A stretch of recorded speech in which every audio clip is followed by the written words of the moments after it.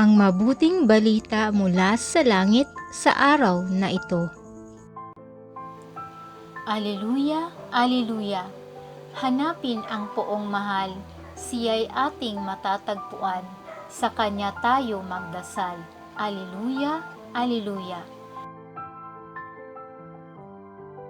Ang mabuting balita ng Panginoon ayon kay San Mateo. Pinupuri ka namin, Panginoong Hesukristo.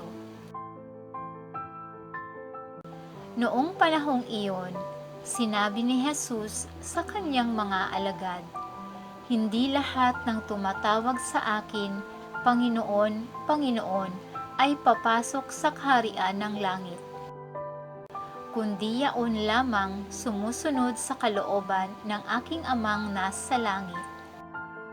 Kaya't ang bawat nakikinig at nagsasagawa ng mga salita kong ito ay matutulad sa isang taong matalino na nagtayo ng kanyang bahay sa ibabaw ng bato.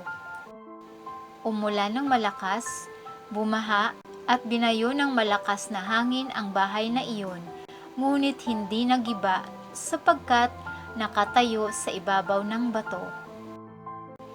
Ang bawat nakikinig ng aking mga salita at hindi nagsasagawa nito ay matutulad sa isang taong hangal na nagtayo ng kanyang bahay sa buhanginan.